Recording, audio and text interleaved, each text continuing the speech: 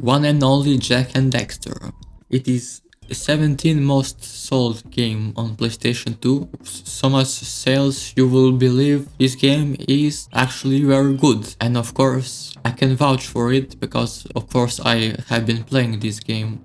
So the first thing we get introduced is this like story introduction, and same as Spyro in the previous video I was talking how the story shouldn't be something too much complex, too much in depth, and of course it should have an option to be skipped. And of course when you think about it, if you are an English speaker, of course this story will be very interesting to you because it is like watching a cartoon or something. But of course not everybody will know to speak English, and for such persons it is more likable to skip the cutscene. Nobody want to watch random things happening without explanation.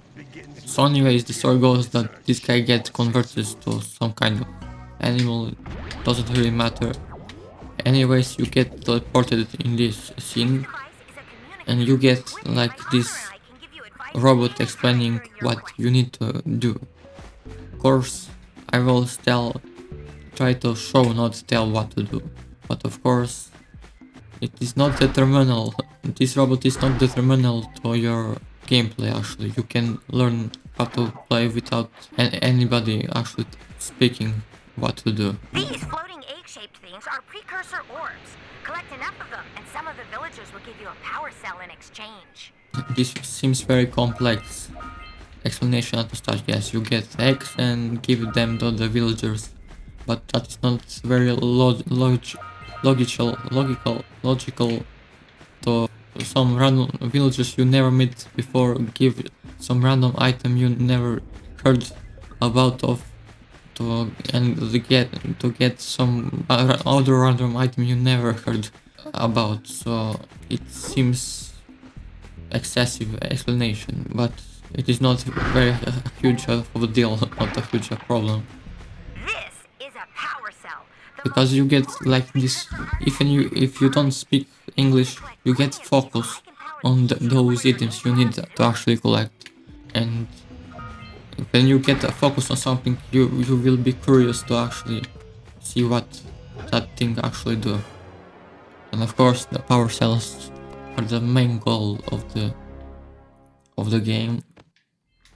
And the same as in Spyro I was talking, you get some flashy crystal destroying animation or whatever other collectibles like eggs when you destroy, and the same way when you collect the orb you get like animation, which it's very interesting animation, having a lot of personality, etc.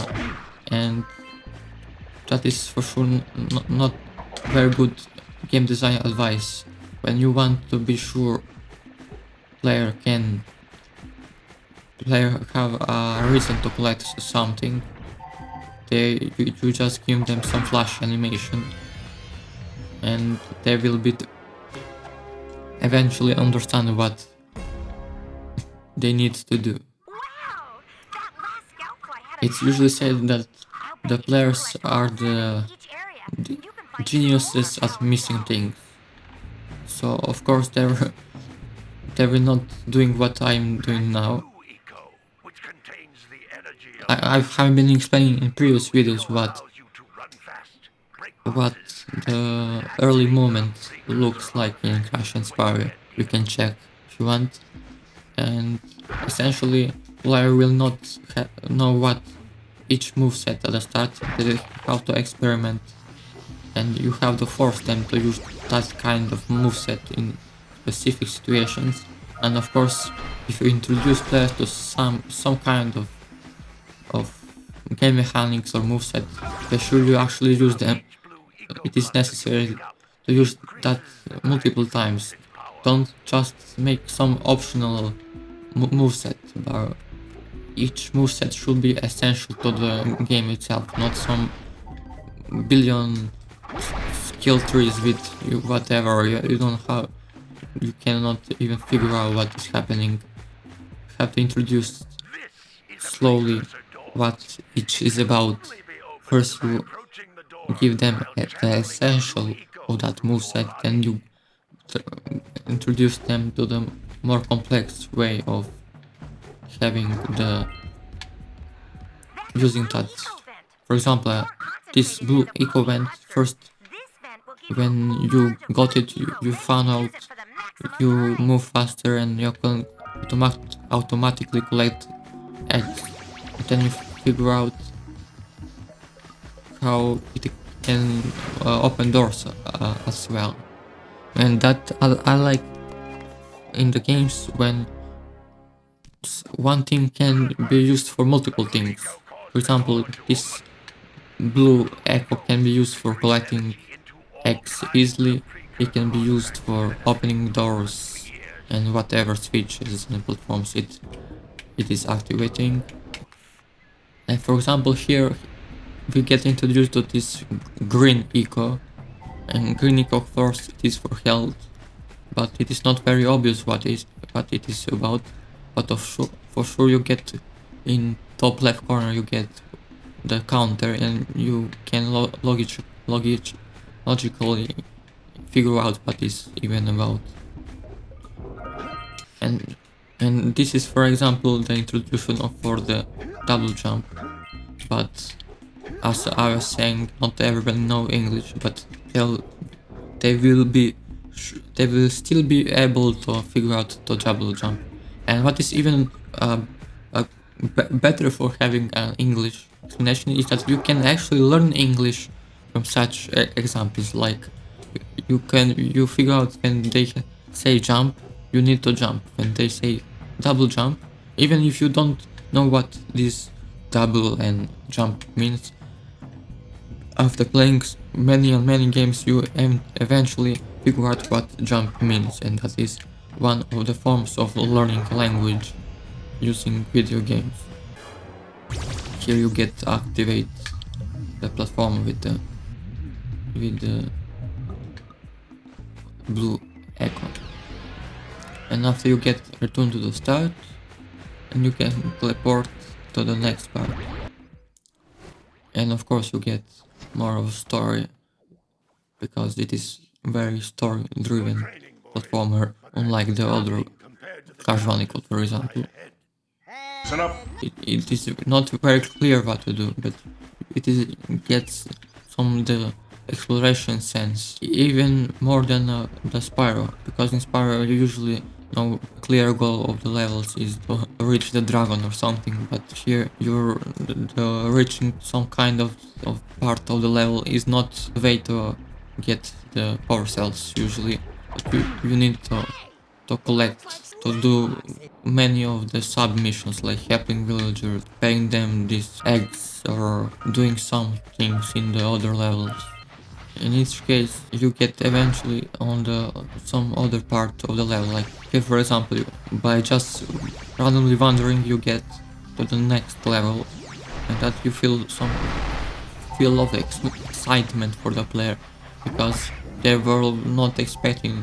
Of course they may be expecting, but you get the point. It's not the same when you get the same things in the gameplay, and you suddenly get some new things, like new enemies, new like design style of the level. This is like beach, previous like village or whatever. You get some like these boxes you cannot destroy it, and you wonder how to destroy those boxes. Hey, that pelican just snagged a power cell. Let's go kick some big bird butt. And this bird, when he kidnaps your power cell, and you need to figure out how to actually get that power cell. So to actually and you always get some random power cells. I mean, each power cell has some kind of variety how it is obtained. It's not like in Spyro, where you just go to random places and you complete the mission by exploring. This is more story based, where you, for example, retrieve the power cell from the bird, fix something in a village, find missing character or something. And it's never clear what you have to do, you just have to proceed forward until you figure out the structure of the level and what to do. For example, you get this mysterious like green eco geysers or whatever they're called, and you constantly get bombarded by some new things. They say the games is about surprising the player with the new things constantly, and that is what makes Jak very good game design, because it is not like you do each thing over and over.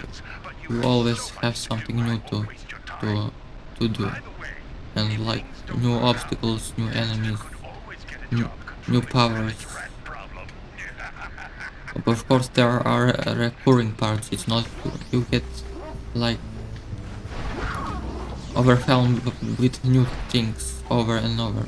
It's always about teaching players some old designs, and then you try to What a weird-looking thing. use those We can in get this the open if you power up with that zappy blue eco stuff. Good job. in the future levels. Here, yeah. Oh my. Listen up. Yeah, that was peak writing of story. And one of the difference between maybe Jak and Spyro and Crash is that in Crash and Spyro you usually can do the things like without much thinking, like you just go forward and try to reach some place. But here, this game is like much more not that linear as those games. Of course, in Spyro it's not linear as Crash, for example, but still Jak has that.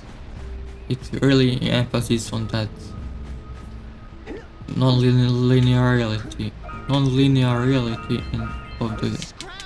of the game. For example, you have some places you need to reach to get these like fireflies or whatever they're called. You have to go bottom to do other stuff and top on the top. And it's not like you have in Spyro like some final spots of the level you need to reach.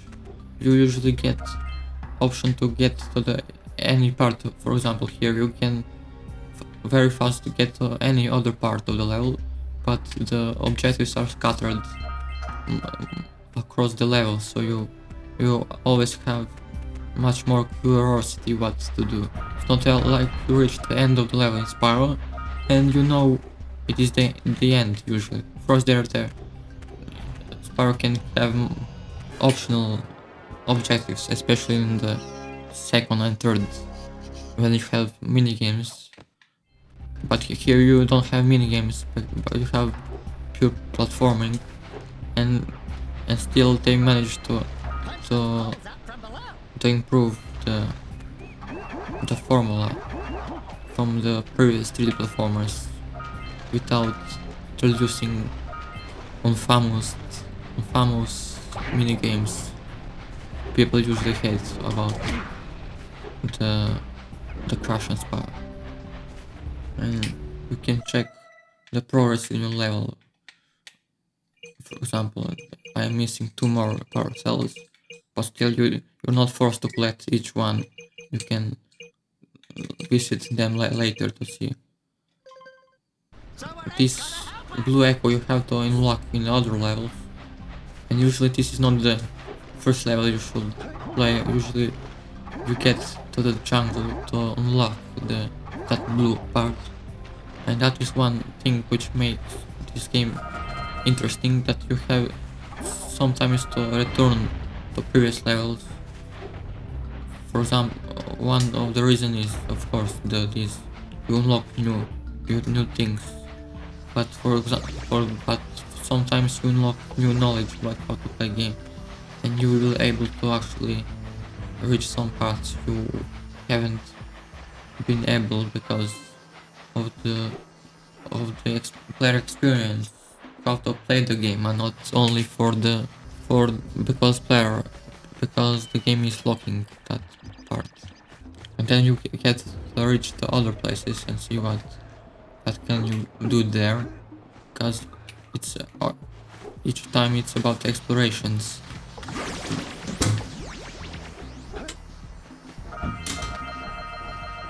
Then you reach these bulls or whatever. They looks like random animals. Then you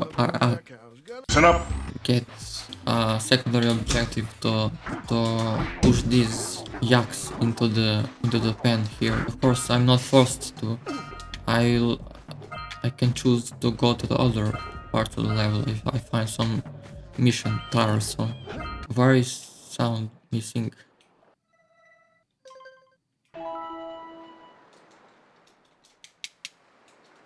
Something stuck in code. Yeah, I will rest the game. This will be a reason more to check. The loading system of the collectibles are scattered. That way you figure out where to actually go to the level. Because it's like some kind of sign where you need to go. Usually you see like they're scattered over the level, and they're guiding the player where they need to go. They will usually go this in the forward. You can go right if for some reason, but usually you want to go, the players will go.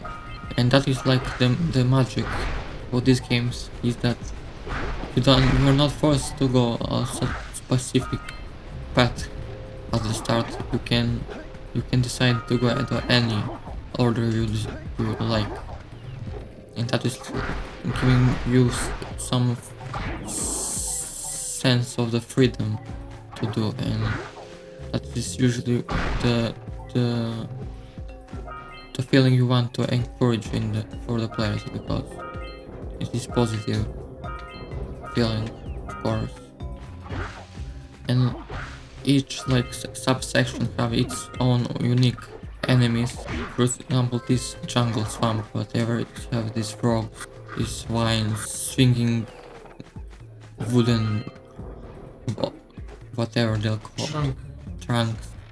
And also interesting thing about this, if you fall, you don't lose life, but you get transferred to another part of the level, and that is one more good game design, because first, not only because you don't die, but it is utilizing the Y aspect of the game, like Y coordinate. It's not like you have one 2D plane and you go to that plane and that is it, but you have these multiple dimensions you can go. You can climb to some buildings, you can fall into the ground, and there is a lot of opportunities to hide power cells, as you just saw. And it is important to have some kind of style in your game. It's not like you placing random enemies without resemblance to the real life or something. You have always to consider that resemblance to real life when you are creating a game, because that is like game design, everybody will know. It's logical when you see spikes, something is dangerous, you have to try to not be hit, like I just did. When you see some angry dudes trying to attack you, you know they're enemies. It is said that the games are made that way. You get experience things you cannot in real life. Like, for example, you want to be explorer which fights with the enemies and to unlock new things and whatever you want to do in the game, and that is usually what it is hard to do in real life, to go to the jungles and fight snakes. You usually can see that only in television, and this is what you can do in the game if you want. Are the eggs from copper material? Yeah, like copper is usually a line or what connected to the electricity or something. In Minecraft as well there is like the thunder protectors are made out of the copper, and it goes well with the lighting combination. Just some like well-known style. And of course, why I keep saying of course. Anyways, you see how there are enclosed levels inside the outdoor levels, and if you get some feeling like indoors parts are harder than outdoors, because you suddenly from the freedom you get that claustrophobic feeling, and that is like giving some kind of pressure what stress, not like stress you get sick from it, but like some slight stress, and that is what that is some kind of emotions you give to the players, Something like be uptight. and you get introduced to the first boss of the game, this huge piranha plant.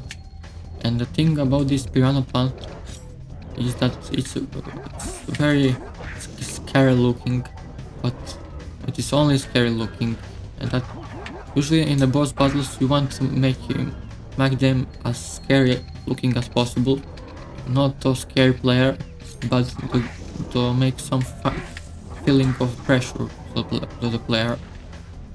But in reality, if you play the boss with a clear mind, they're not as that hard as somebody will be playing with the clear head.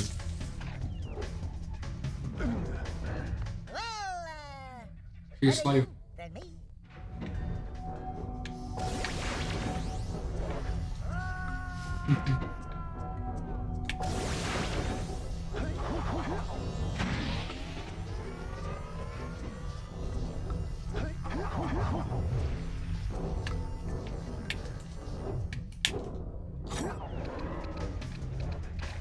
So just sit here on corner, wait for this green bug to lose spikes, and that's it.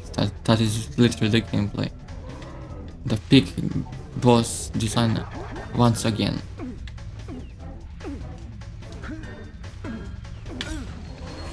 And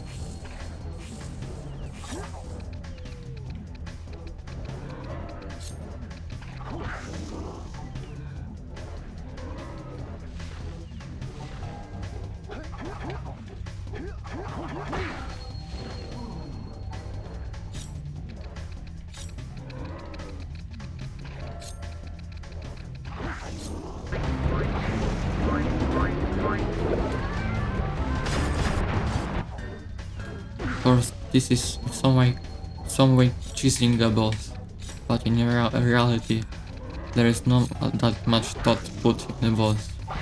It is more scary when you usually want to be in center as player, as it seems more logical than hiding in a corner, because you feel vulnerable in a corner. One of the most hated things in this game is that you have to collect each egg to complete the game 100%, and usually you can really miss those eggs because they're hidden inside this boss. You need to do this.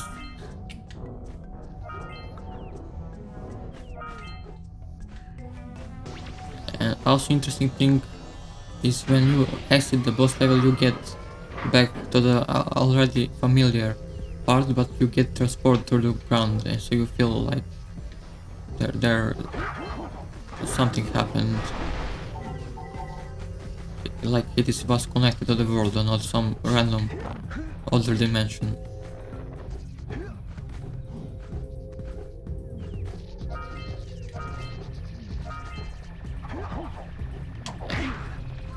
these fireflies are like some platforming challenges for the level. They made to never forget you have to do platforming, as this is of course a platforming game, and you get some extra challenges if you want. Line up the beam by pointing it at the next tower.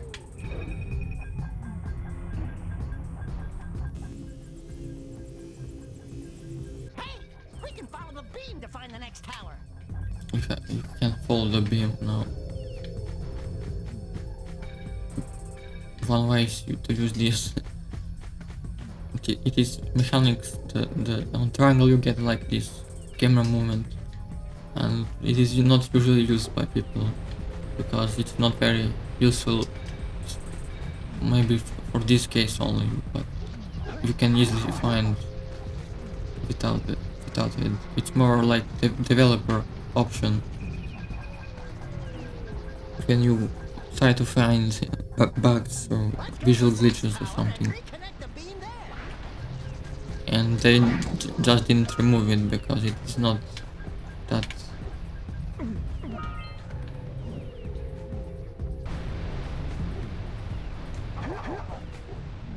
This fisherman, What do you have in the basket? and you need to complete this fisherman to unlock the different level, and that is very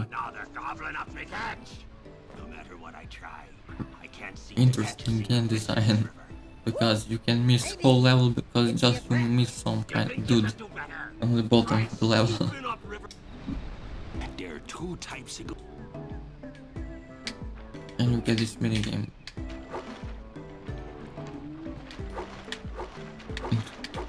Of course, for the minigames you get some kind of variety, but still it's not like everybody likes to play them. It's not.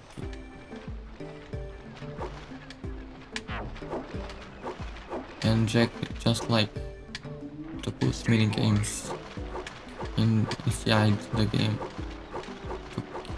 for the sake of the variety, but it's not like the part of the game you get excited for. It's something just to refresh you from after playing the same thing for 10 times. Something between Whyyy and Whyyy. steady boy.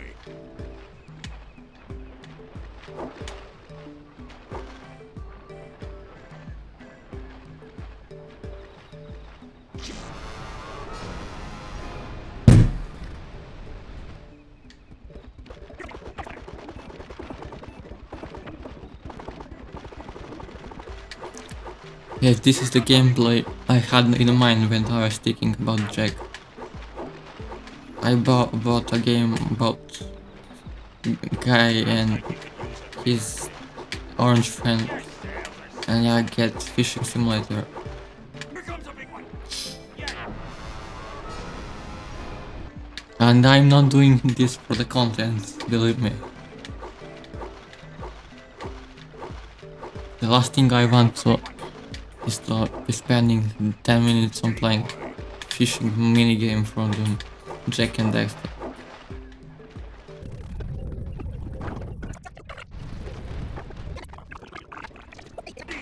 White is faster now. It's punishing me for being too bad. You did it! You caught 200 pounds of fish! Not bad for a couple of landlubbers. Here's the power sign. Finally I can fit the last one.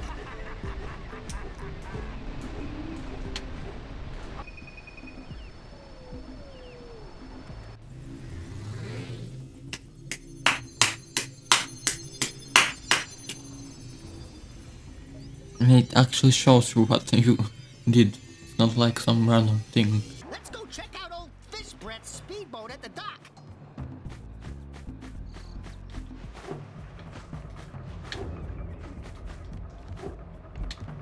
sure how Dexter is giving you random hints what to do. I don't know how to figure out what to do without him, but it's not that very unclear. Of course, if there's a boat, you will try to ride that boat, regardless. But if you don't know, you have to unlock the boat with the fisherman that you have as a child. You can spend a lot of time until you get a line that you beat the fisherman, and then you randomly get in the boat and you get point. This guy takes 2 hits. This cat you must catch. Hey! I see the sculptor's muse!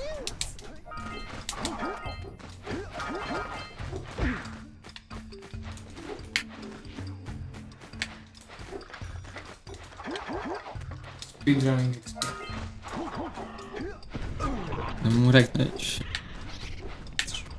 I think slow down to the second lap.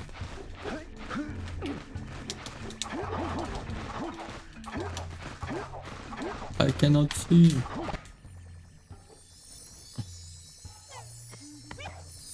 By the way, this is the goal of one of the challenges, what missions you get. But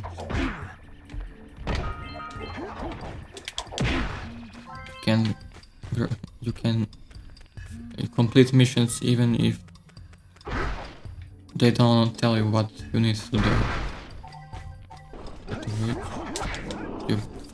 You need the blue eco, and you see there's a blue eco up here, and you try to reach that. Then you probably do this.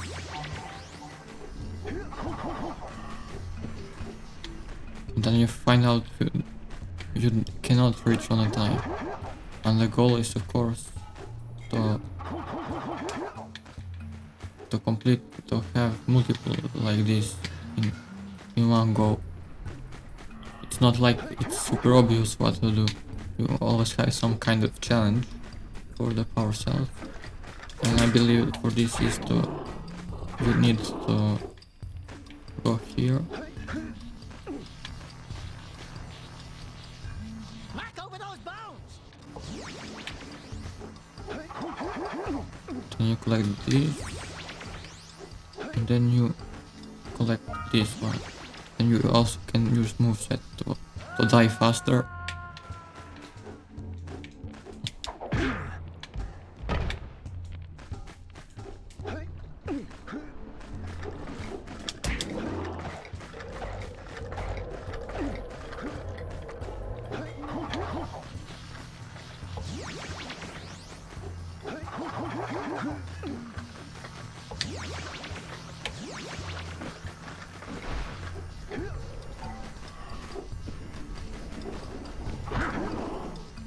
And that's it.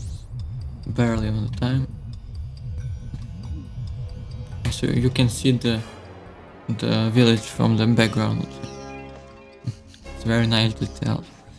It gives you a feeling you are in some kind of a world, not some kind of random level from the video game, but like some actually world. There is a red egg eco, and a red eco can one-shoot these enemies. And here you need to reach other part, and you obviously need to punch this. But you can try to jump and you'll probably die. But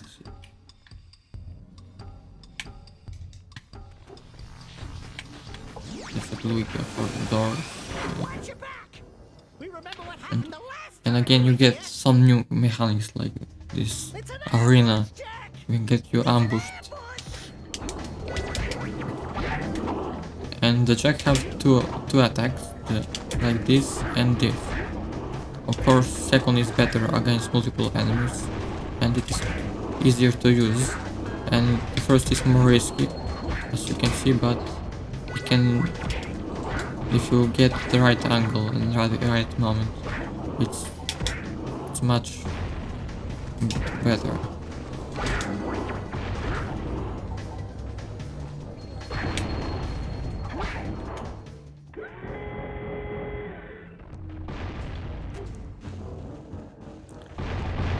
By the way, this is the game is made by the same people, the same company, made by the creators of the Crash Bandicoot. So there are multiple things similar to Crash, like you have crouch, you jump higher when you crouch and jump. Instead of sliding, you have falling in the water and get eaten by the fish. And then you have the spin attack and the dash attack, as I explained before. Now it's not very obvious where you have to go. Looks like there are multiple entrances. They're not hiding the collectibles in their place, at least excluding the piranha plant. It's not like some games try to be extra sneaky and try to hit you with each possible hiding spot they can think of to put collectibles. I don't feel like that game design. Of course you can create some hiding place, but just occasionally, not trying to push it in each level and place possible, like Crash 4 that It's About Time is doing. And that reminds me of how there is no lives, unlike Crash and Spyro in the Jak, because people have figured out there is no reason to have lives in such a games. Usually the lives were used in arcade games, because when you lose all lives you must put the coin, the money in the machine to get in that's the way they profit. But here usually the lives are kept in the PlayStation 1 games because they have been not thinking outside the box. I think if the first games were using lives, they use lives because that is logical, because all other people are doing that. But eventually people figure out they don't have to have lives for a good game design, and even it's better when there are no lives, because the main reason of course for not having lives is it just doesn't make sense if you pass some part of the level once, one big part of levels or even multiple levels, and then just because you make some minor mistake on some other part of the level you get reset the whole level, and you need to spend hours and hours again just because some dude thinks it's good game design to put levels. This look like PlayStation 1, Crash Bandicoot 2. So, of course they're made by the same people, but I think this is even better looking than the original, because it's not like some random level design random thing. It's not like Gorilla in the Crash throwing random barrels like Donkey Kong, but it looks some kind of random machine doing something in the world. And of course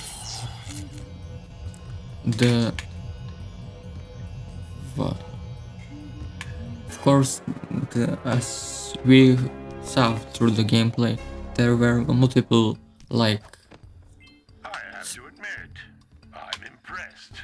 what I did. You two didn't. So this is like probably the main goal of the level to do, but I think there or not. No, it was not the main goal. The main goal is some. Actually, I think there is no main goal. You have to collect power cells to unlock the next home world. And the thing I want to say just before is that there are multiple, like, tiles, like this is like some enemy camp. The previous was jungle, the one before was like coast, and then before that is like village. They are like some kind of the of the team, and they try to make the thing like about these enemies. It's not like in beat 'em up games where you have enemies with billion health. You need to spend 30 minutes to beat one enemy. You get the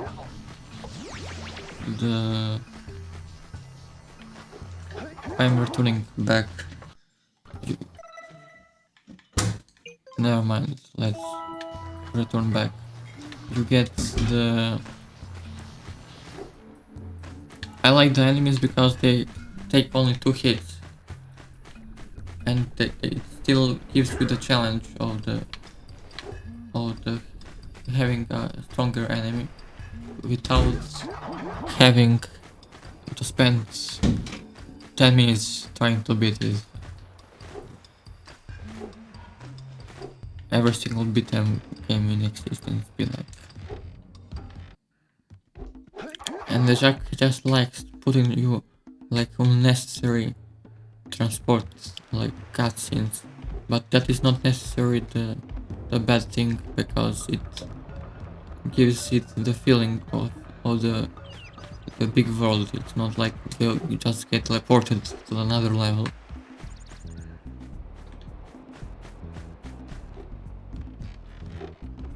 I think now we should unlock the boss battle here. Go to Misty Island and I'll send the zoomer over to you. Guess we're returning back.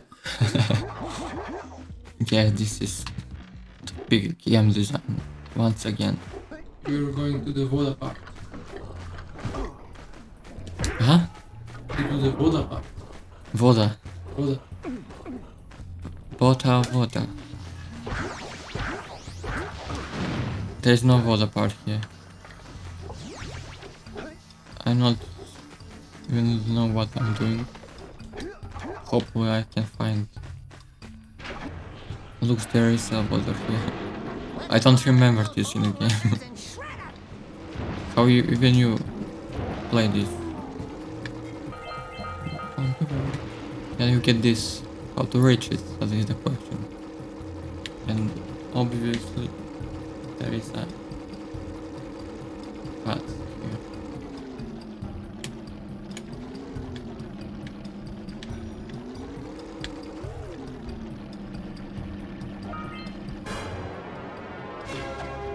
That was surprising. It's like I miss it. Take this purple guy. Why? Just like check. You need to pick up. Okay.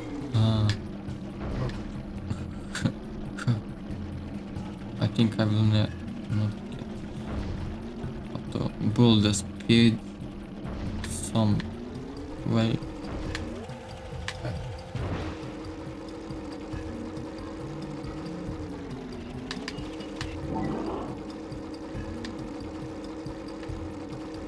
I think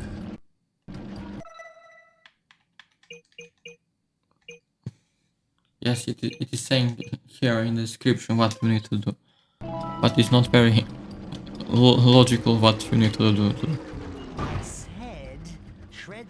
How you can even figure out you need to destroy them. Rule number 1, always avoid the mines.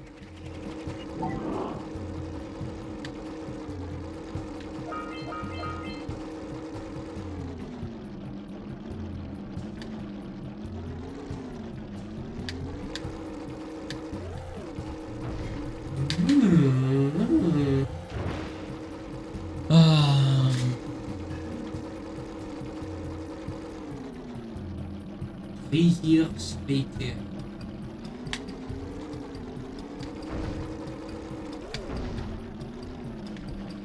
I think it's best to do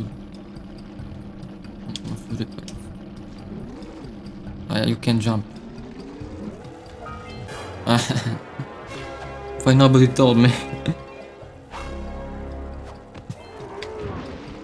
Only reason I beat it because I was epic gamer and I know to always think is there another option.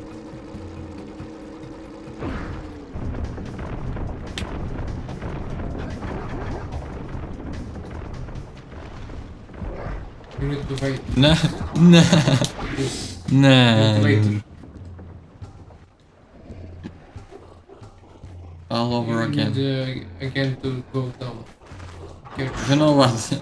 I have a zero reason I have to collect that power. Climbing the cliff This line is where you have to go to the bring the power to the cell. next level. Hurry!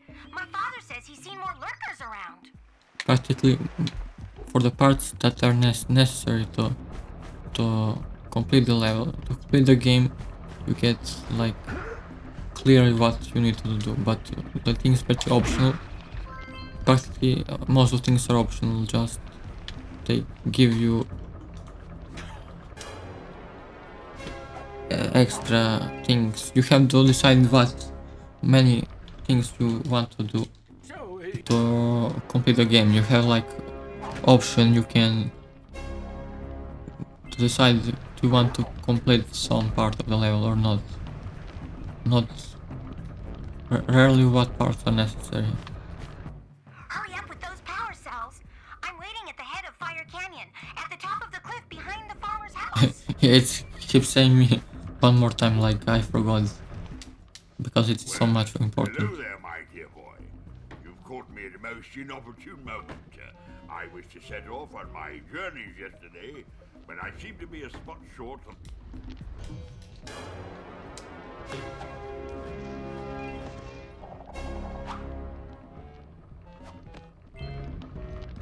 And it's very interesting how you can convert these regular collectibles for the orbs, because it's not like you're collecting for sake of collecting. Needed to power my heat Ja shield. pakken, Now to be doen. careful. The shield will only protect your zoomer till it... Nee, robot. No, this is the second, like not the second, but one more, the playing style, of course, for the sake of variety.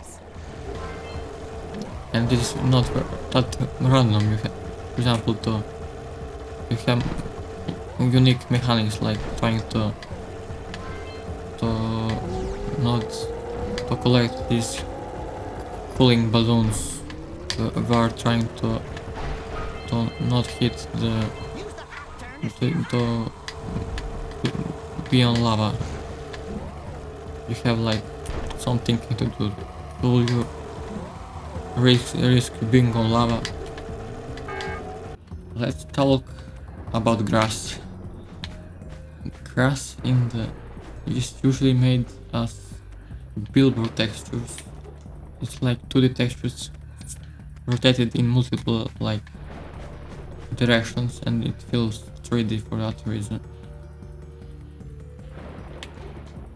This technique games usually use for the grass. That horrible monster arrived and commenced the boulder bombardment. So full of He's smelling armor shining in the sun, I climbed Listen up. the building.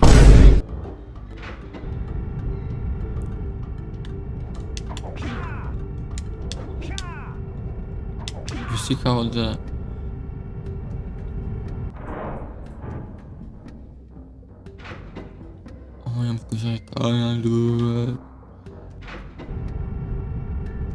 that is not supposed to happen.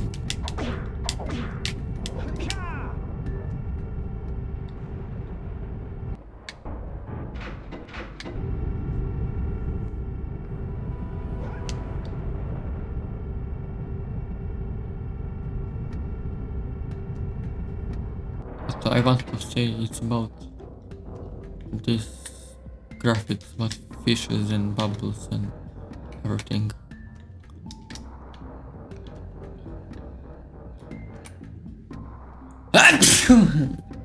It shows how the developers care about aesthetics. And next level is the like underground city, whatever. See how they're very creative with their level styles. This is the mechanics from the Crash Bandicoot 2. When the water gets converted to the electrical water.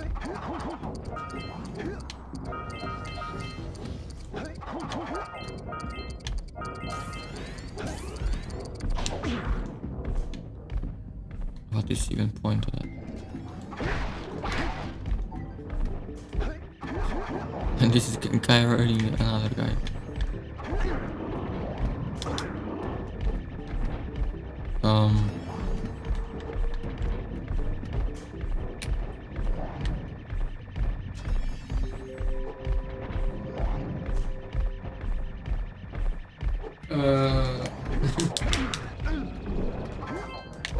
My bad. We are just like you. You must jump and kill, of course. And similarly like in Crash, there are multiple styles of playing for each style of the level. It's not like different aesthetics only changed, but they changed the what is about making the gameplay. Like this is requiring good timing and platforming skills, but there are some levels like the coast, for example, it's about exploration. It's more open world, and this is more linear, requires precise timing. And you get some complex puzzles, interesting designs like this.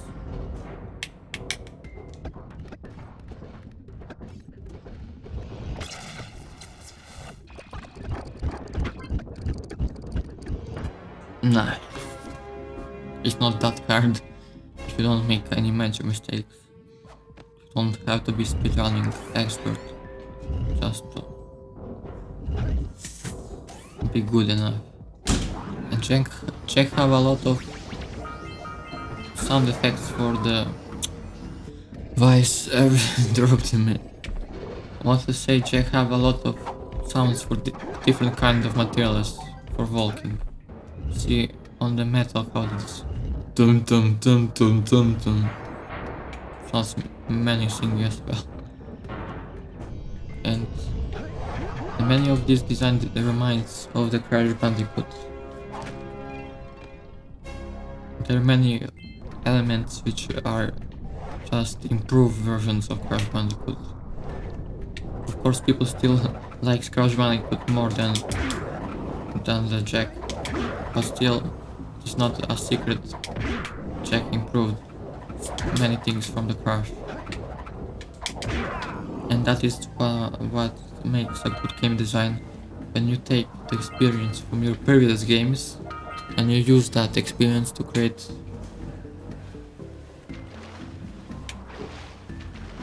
new games.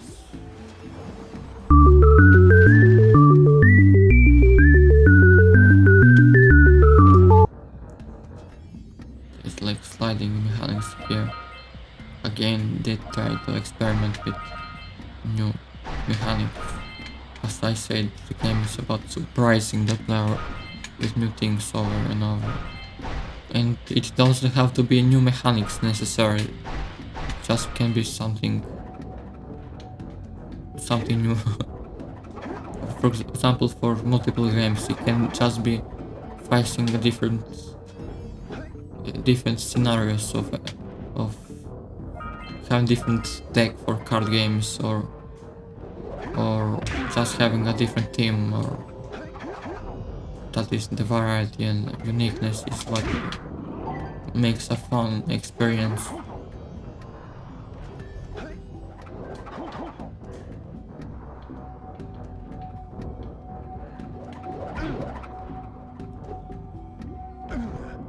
And this is not fun experience. This reminds me of Spiro Hero's Tale. Like Spiro Hero's Tale copied a lot of things from the Jack. Very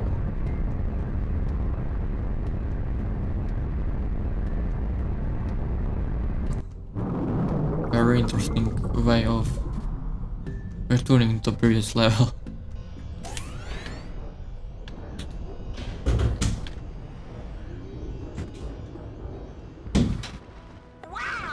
World is not that big as it seems on first glance.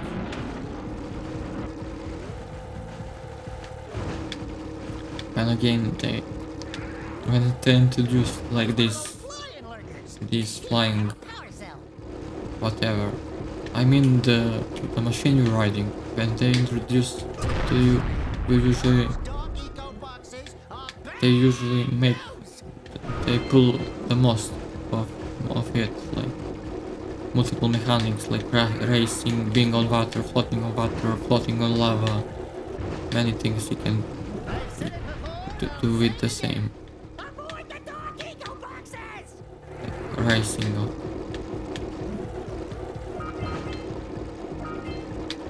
how did I miss it?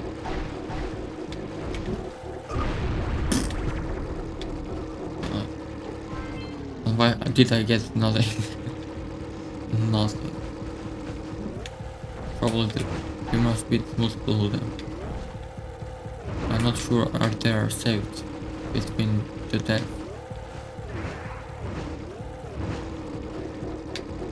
You know the secret of castle and drive. Oh, I'm dead.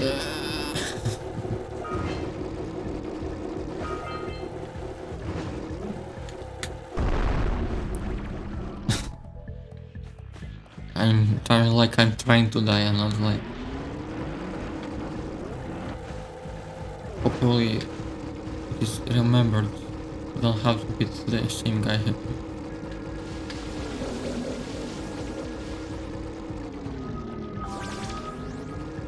Faster.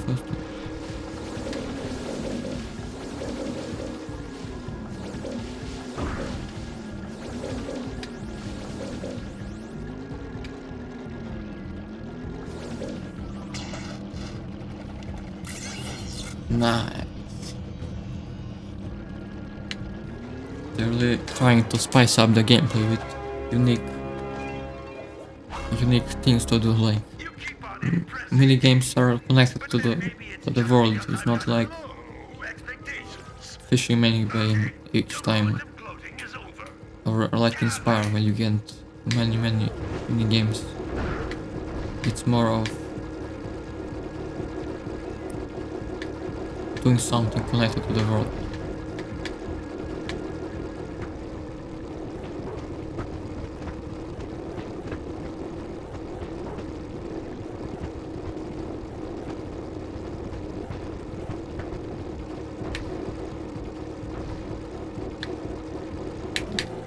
I'm so bad this game is slowing down just to I have a chance of winning. It feels like mocking us.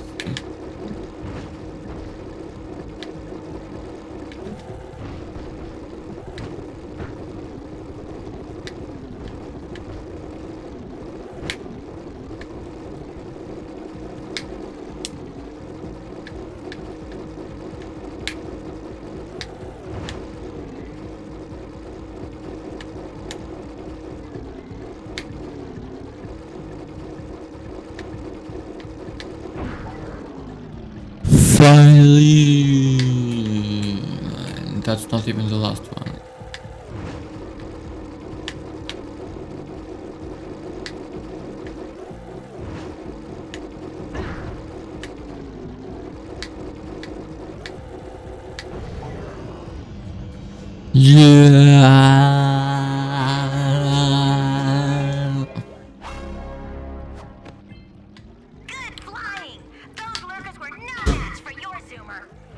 see how some missions are taking more time than some other missions.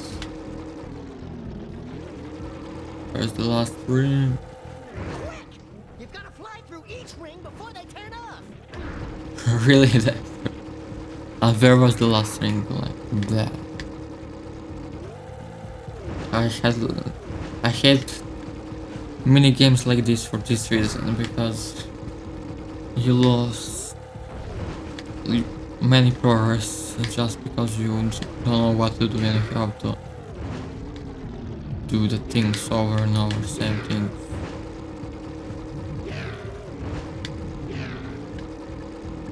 By the way, there's a similar mini game in the Jak tray where you racing a lizard through the circles. I really like the circles.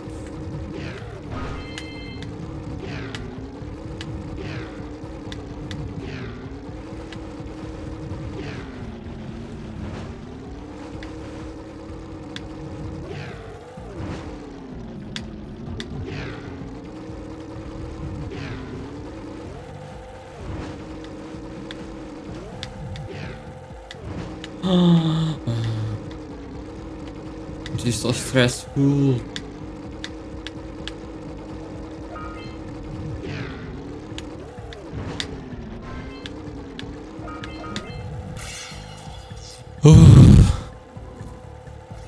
Yeah, it's not about the idea to include some stressful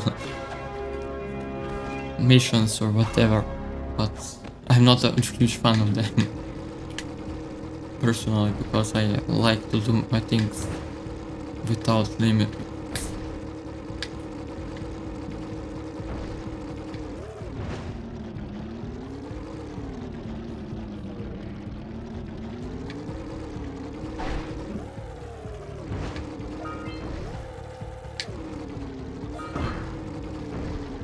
No, there is something here. There's blue circle. What is blue circle for? Mini game. So. Mini game.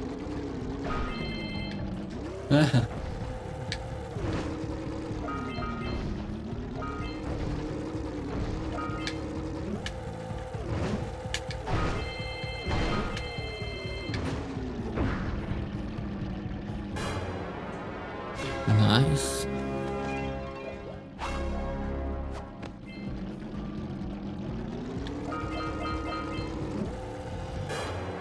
And yet again, I think this is enough for this level. There are 3 more, but I'm not willing to spend hours on it.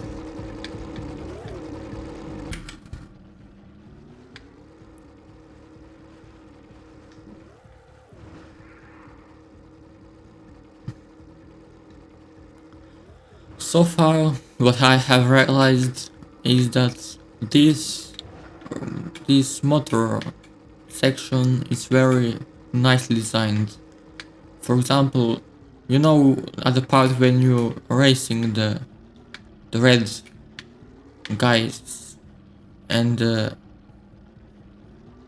it leads to this way apparently, or at least also the circles are leading you this way, and it's like shows you what are possibilities you can do at this level, because it's like guidance without actually telling you where you have to go and to reach that power cell up here I collected a while about.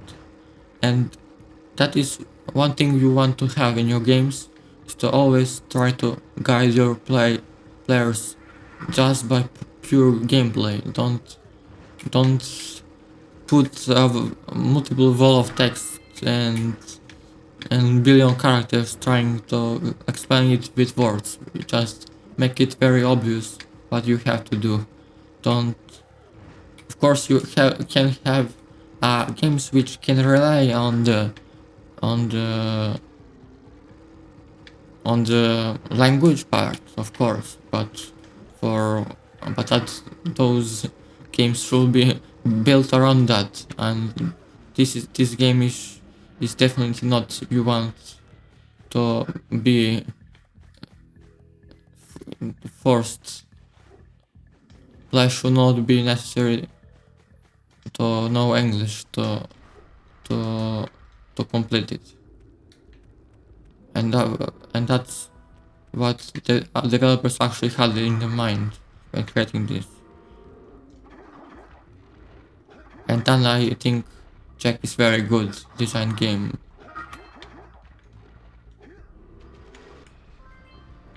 Also, one of the designs you see in Hub World, from one Hub World you can easily access to the different levels. And that is important because if all levels are placed linearly, like one big line of levels, then it will be too much nuisance to actually choose level without some teleporting, which is not very desirable because it won't feel like a world. And that is actually the reason of having hub worlds, home worlds, whatever. Also notice how there is no loading screens in this game. It is achievable usually by loading the chunks in advance, by reaching some specific part of the level. And this is interesting example for introduction of new superpowers. Like you get this, you know these boxes are indestructible, but you can figure out you can now destroy them with power, and you figure out you can destroy all heavy things with range attack. And I believe you can also aim like this. But it is not something which is explained in the game, and not the most necessary thing to have to complete levels, but sure, it is nice to have some additional mechanics. And of course, as I was saying before, like in Crash, each level have its unique way of playing style. Like the dark levels are trying to trick player. We have water levels which are more requiring precise moving, and not as much precise as in other levels.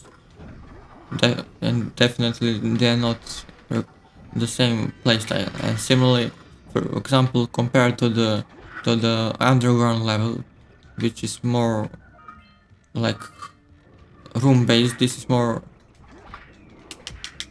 like a labyrinth. It is not very clear where you need to go.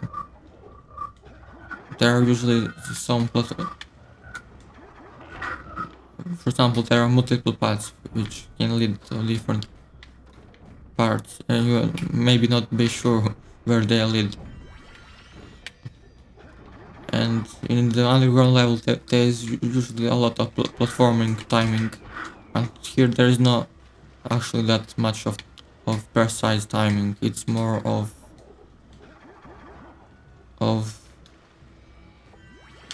you see it yourself, like a lot of enemies, obstacles, a lot of places so you can die.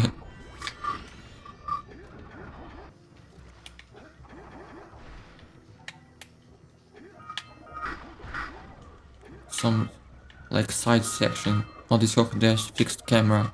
You know, it will be very weird to have in this regular angle. They have to modify camera.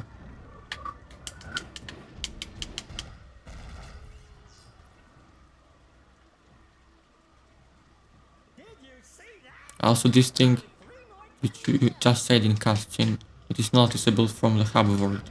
It's nice way to connect the world to to be seen as collective, as connected world. It just gives that open world feeling. Look out, Jack! It's an ambush!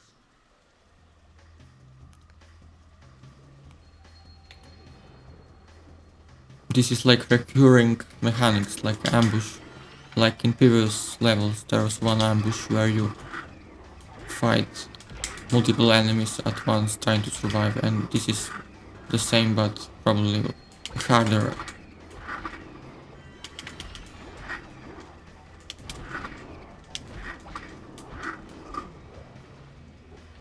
Notice how the enemies are freezing when you lose the life.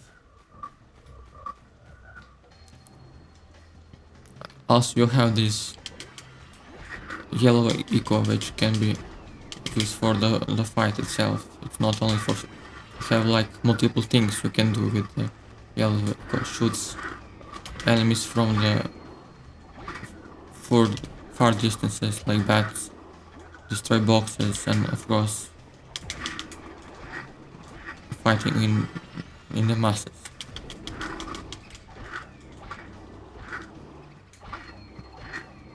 You notice how the enemies the freeze when you take the life, but not they get a hit. When they get you alive, they completely freeze. I mean, they stay in the place when take a hit. It's like they try not to overwhelm you with the... Judging by the smell, I'd wager your bathtub sank in the mud long ago. It's probably some decision they made, because it was weird to have. Lurker varmints are grousing about, snatching everything they can get their grubby little paws on, and scaring away my pet hip hog, Farley. He's been missing for nigh on to a coon's age. This is the first time you get introduced to, again, different kind of moving. You had the motorcycle, hovering motorcycle, now you have this bird, whatever it is, bird lizard. Good. Those rats will be back any time. It feels much more faster when moving than Crash, much more lightweight. And player feels that when you play. It's not just you jump higher and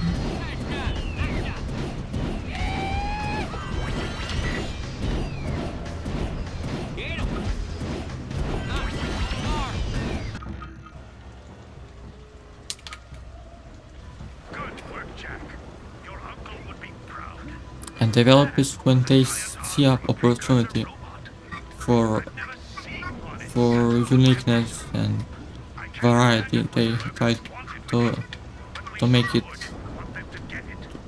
that opportunity to utilize that opportunity. For example, as you saw, for these birds there are different kinds of platforming sections possible.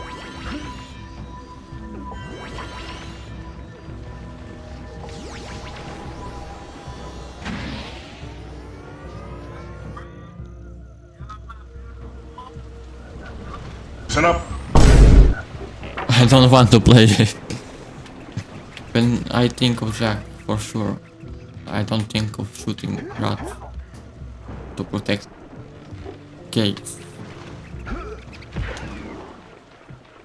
When we are here, let's observe the graphics, the thunder, the rain. I'm not very good with English. I can use nice words, but you get the feeling. Each raindrop, how it throws the particle effects, the thunder, which lights up the sky. Frightening music. Dark, deep, deep.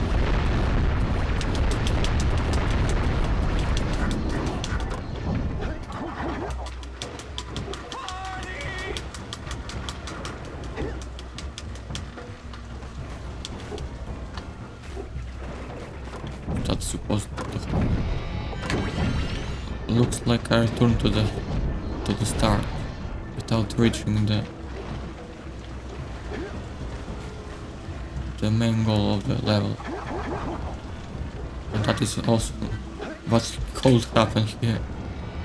And now you need to explore again, but it will be easier this time because you know about what to expect. The frogs in background.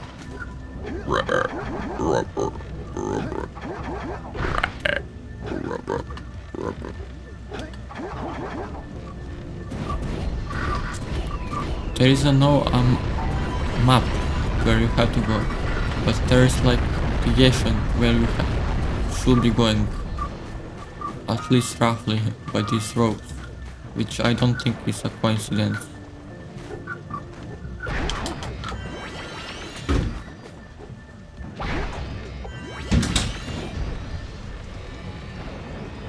Here.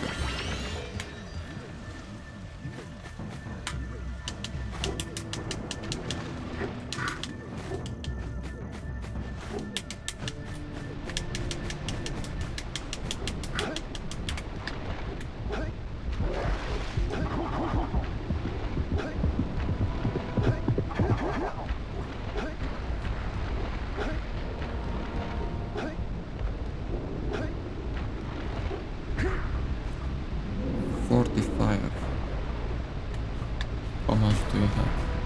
41.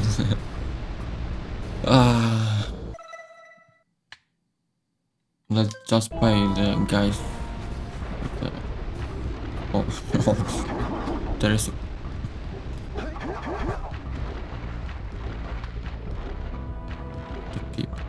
There are a lot of people which converts your Precursor eggs. Oh, great moves, kid.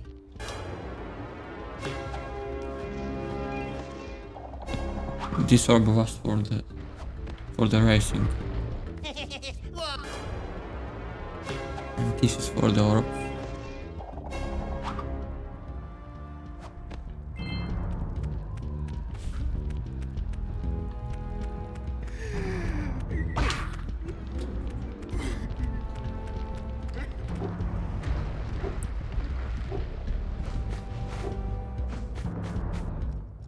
You two look like a couple of capable fellows. I've got a research project going, and maybe you could help me out. Hey, we're the ones on a big quest here. We ask you for help. Well, perhaps we can help each other. I've been studying the burrowing habits of lightning moles in the Precursor basin next to our village for years. But now those awful lurkers have scared the moles to the surface. And since they're blind as bats, they can't find their way back underground. If you could herd them back into their burrowing tunnels, you might just save their lives. I've got a power cell that says you can do it. Yeah, lightning moles. We care.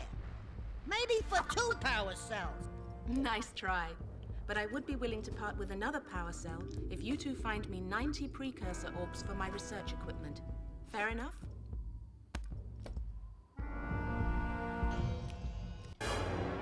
Just give me the power cell already.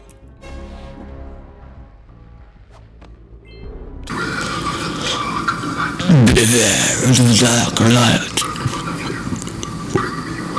Bring me 1,000 leggings on storage mode diagonal domain. Here is another power cell to the west. Oh no. Big boss. Very scary.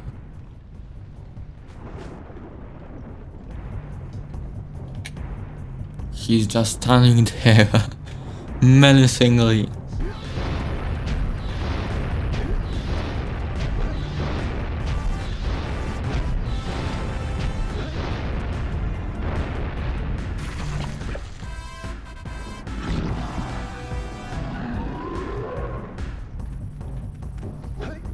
I think this is a bug. Probably something should happen.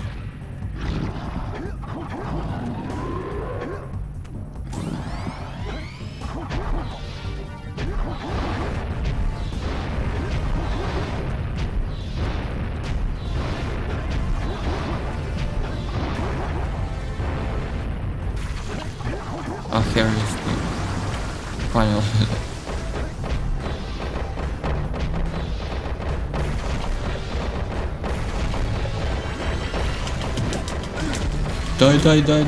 Die.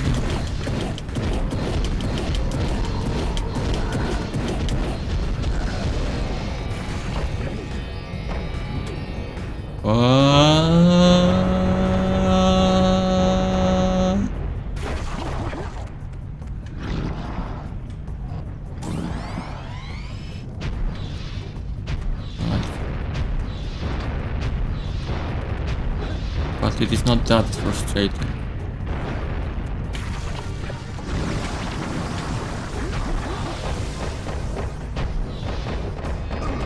That is not supposed to happen. I'm too much impatient. That will me cost much more time than I would want.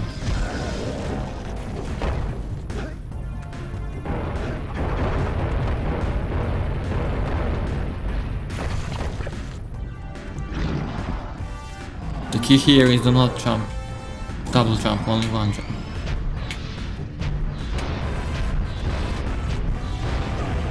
And you die for that.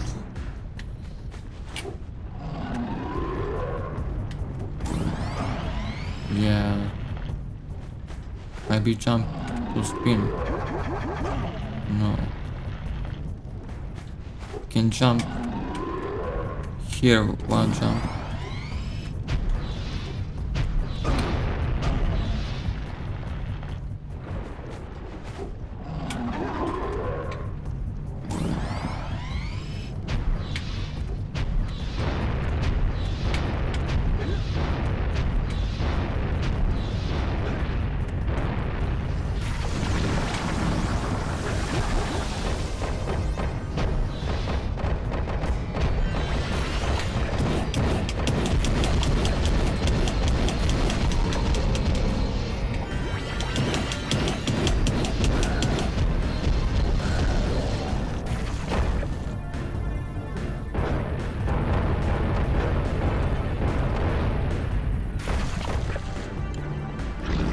Very creative boss battles. Probably the best battle I played so far on this channel.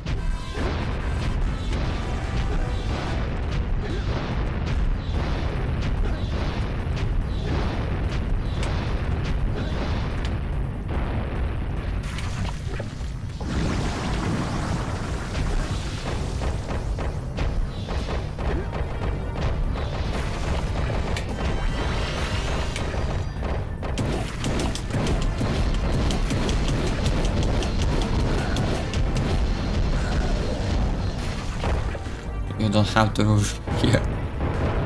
There is no reason for that. This part is the hardest actually.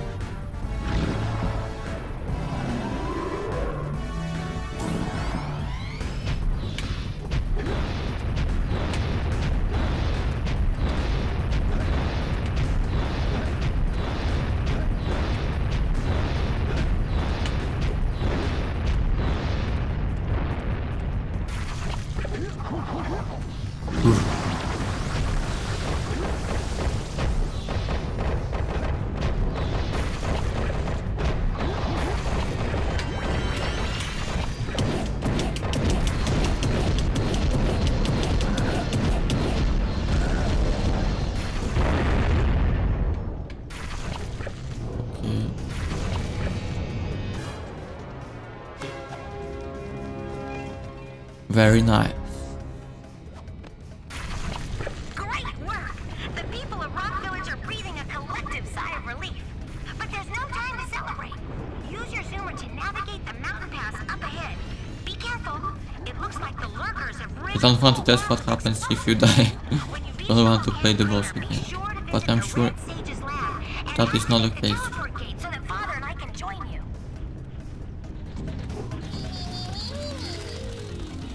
Oh my! Those lurkers must be headed for a detonator at the end of the canyon.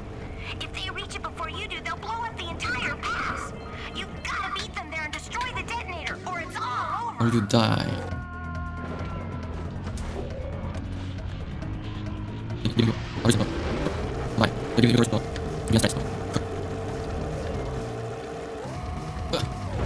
Because like you're racing. That's really important. Like not stop. That's not good. Mine's personal. That's not good. It's like you just don't do that. You have to be very, very careful.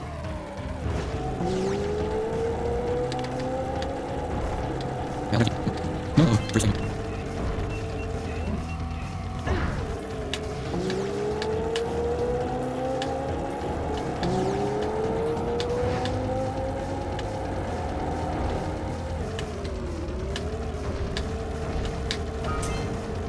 Through the crystal, this guy.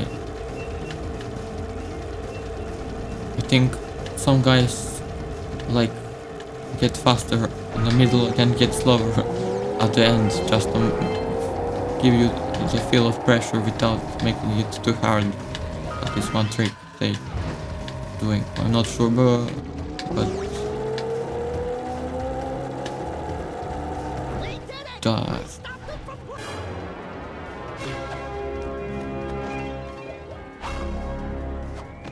Good work! You beat them to the detonator.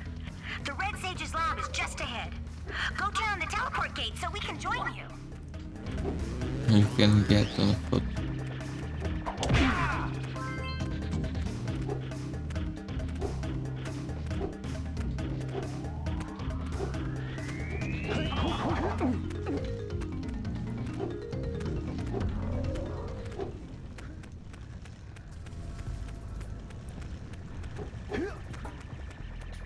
This is the last home world, I believe. Notice how it is much smaller than others. Usually, games tend to have less complex things which are not that important at the end, just because of lack of time or something. They open the silos, the Dark Eco will twist and Notice how in the background there is like simply must get effects of changing like vertices, like post processing about how it changes the portal effect. Stuff becoming boring. It should be end of the game.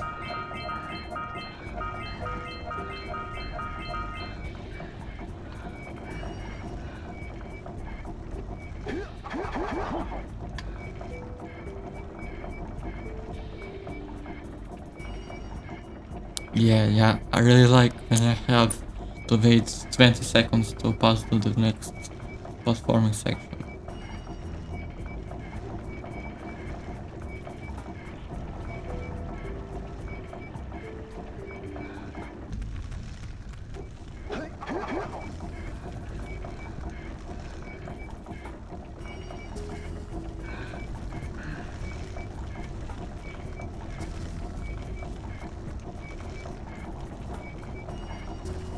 Please, when you're creating the game, don't make you have to wait minutes and minutes to reach to the next section, please.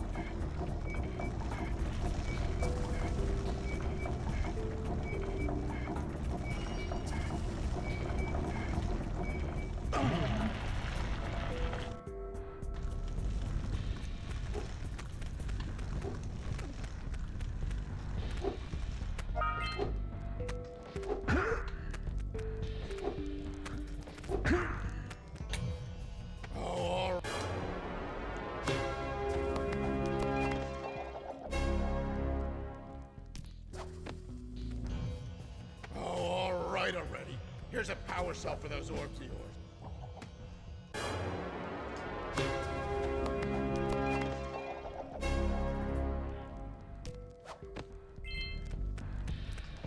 I think now it is possible to ride the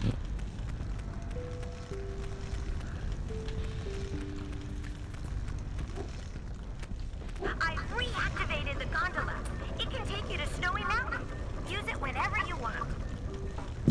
So nobody actually tells you that you need to like, collect those 2 orbs, but the game made it that you have to collect it so you don't go just immediately there. I don't know why they decided on doing that. maybe it could be better they made some Precursor orb condition, but whatever. And I was insisting on playing this level because this is my favorite level in the game, and you will see why.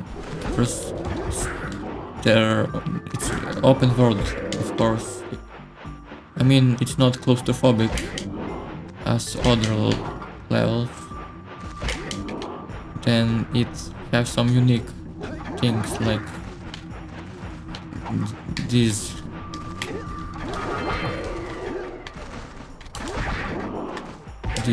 buttons you have to press. You need to know unique mechanics. Then you need to know like this slide jump to actually, then there are some timed enemies. Then if you fall down like in the jungle, you get access to the different. It's like the jungle level, but much more unique and harder and interesting.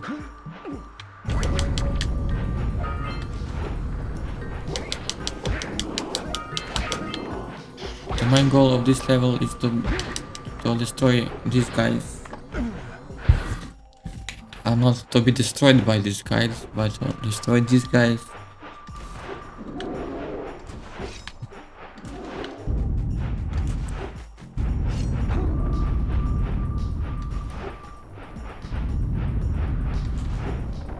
And you get this red echo, which gets you power to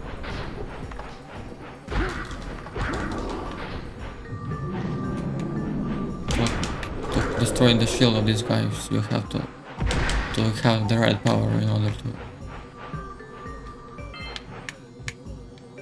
It has some harder platforming sections.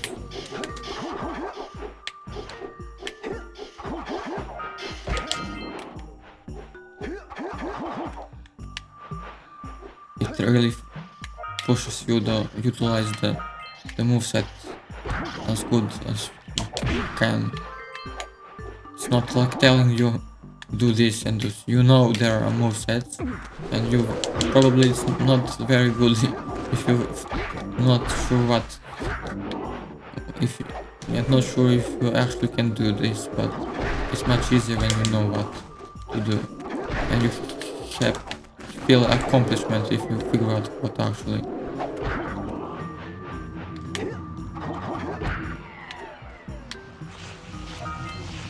Of course, ice physics, family, scratch bandicoot, ice levels.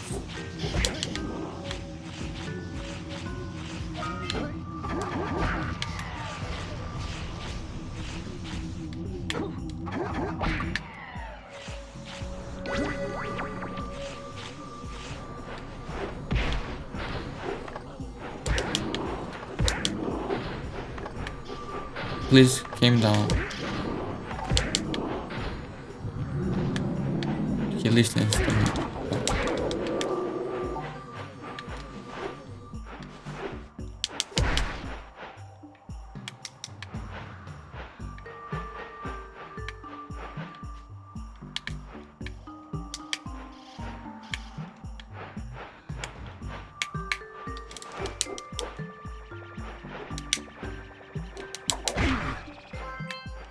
It feels very big, the level. I think this is not the path I'm supposed to go.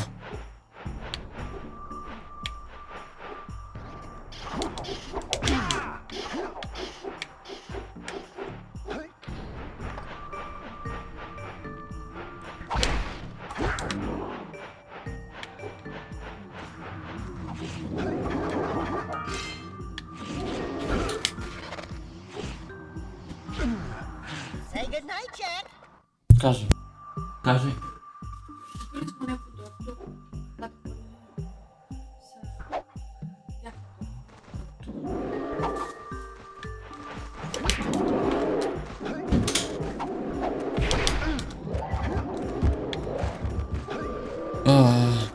And you die, you don't know where you even need to be or what you're supposed to do. It feels very open and wide, whatever waste.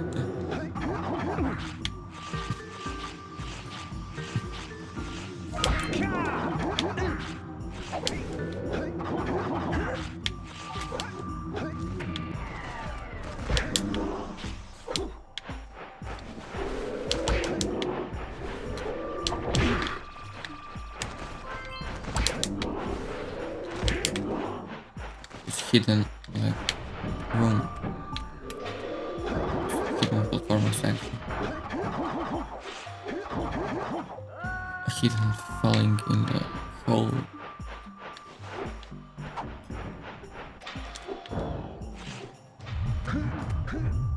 That was stop 100% intentional.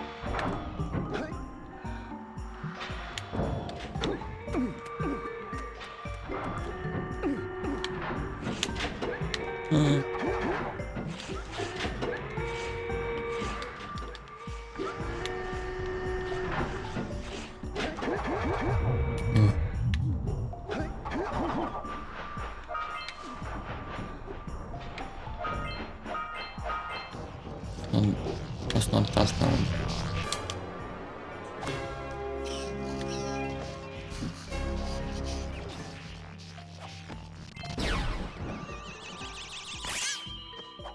And you get to unlock this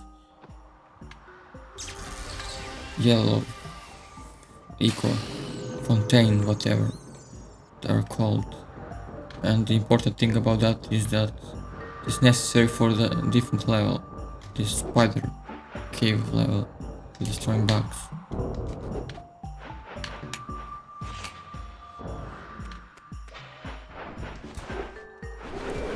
Also notice how there's like quick paths to return to the start. And to spend something you have to have in mind with this kind of challenges. If you lead the player to some place, you actually must the player must always have a way to return back. And the game which didn't made that feature very well is the Crashed Insanity. Because in Crashed Insanity you cannot really return to the levels that easily. And that is what I don't like about it.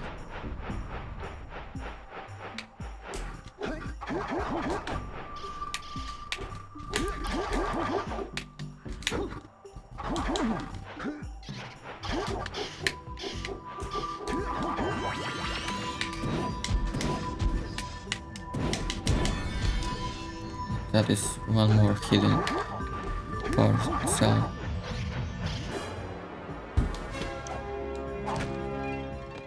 And enemies freeze for the animations.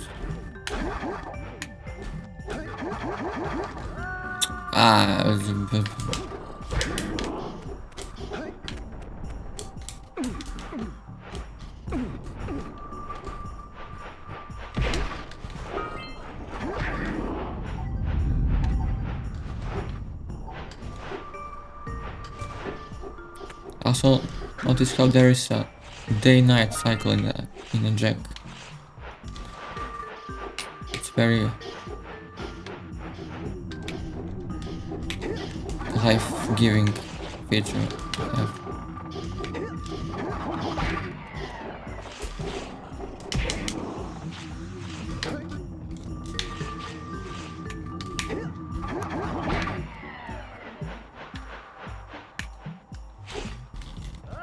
But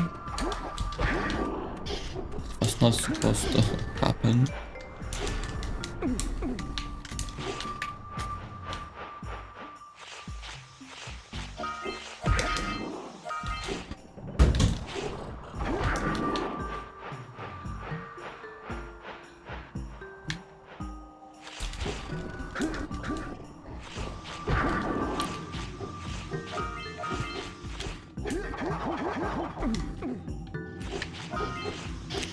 Always when adding features, think how you can utilize the same features in multiple ways.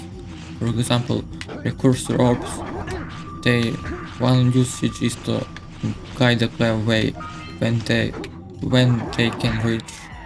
Second usage is to challenge them to reach some places they wouldn't usually. And the third reason is of course for the main goal, to get the Precursor orbs.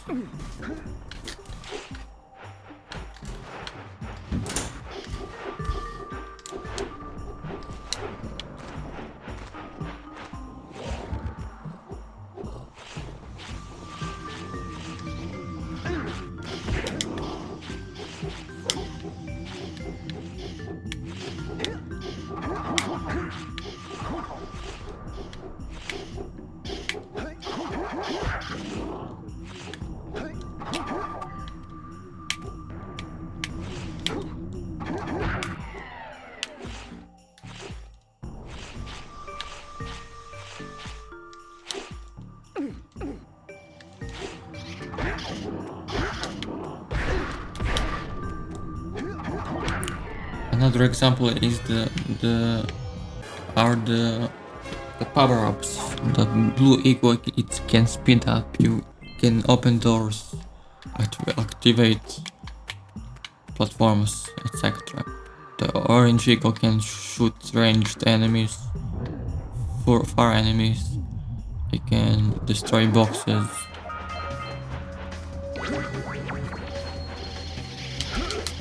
I'm not sure about red eagle, but this is probably one of the things you can do with red.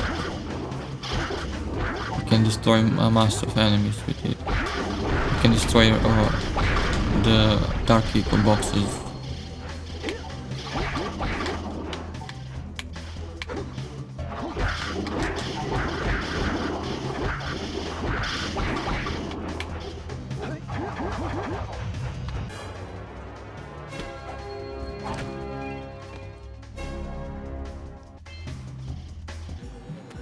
The perception, yet again. Usually there are recurring features, like if you introduce some new mechanics, you try to don't forget about that mechanics in the future.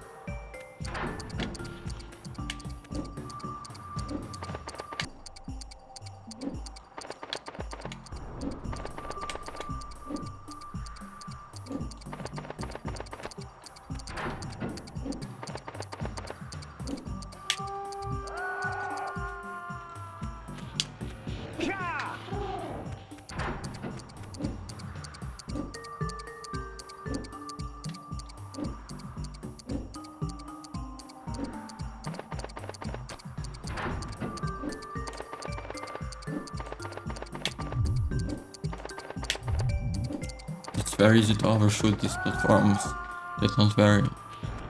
The realization is not the best.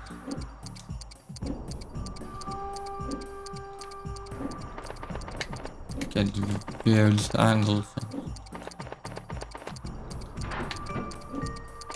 But not that frustrating.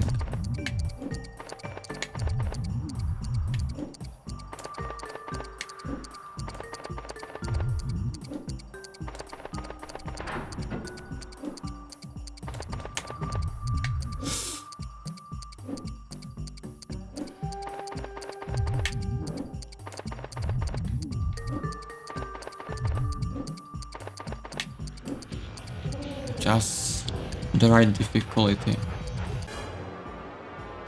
Not too easy, not too hard. And of course, the game always surprises you with new things when you do stuff. For example, here you unlock the new part of the level. And of course, as I said before, you get like returning platform each time you complete something. And of course it returns you to the part you need to go, like this. And this is probably my favorite part in the game. It's like the best platforming section, according to my needs. preferences. It's very memorable.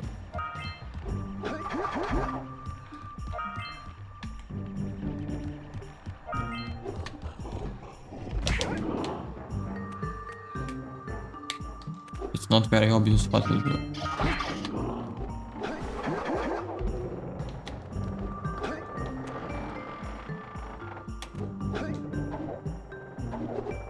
I discover I never overshoot these balls. It's very well designed, so you don't get frustrated for missing. And if even there is a hand grab for such a cases, it's not just because it's realistic, but because you don't get frustrated for barely missing.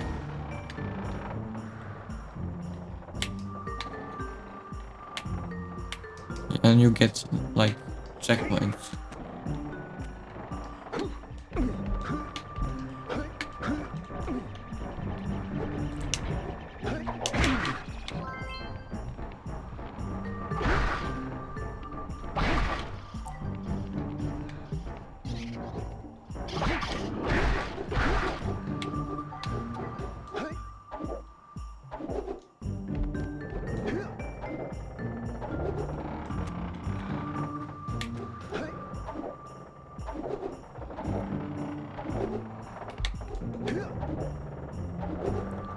And again, when you don't know what exactly to do, it's a very better experience.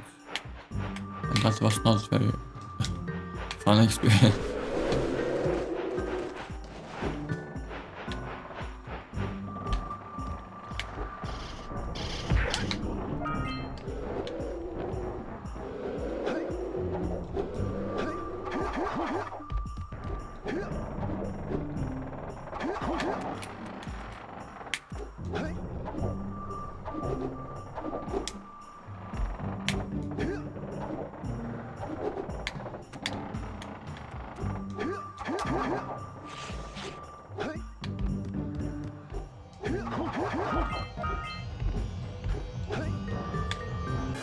Okay, thanks for watching and see you in the next video. This is very well made game. Check my previous videos about Crash and Spyro and be sure you're subscribed so you don't miss future videos.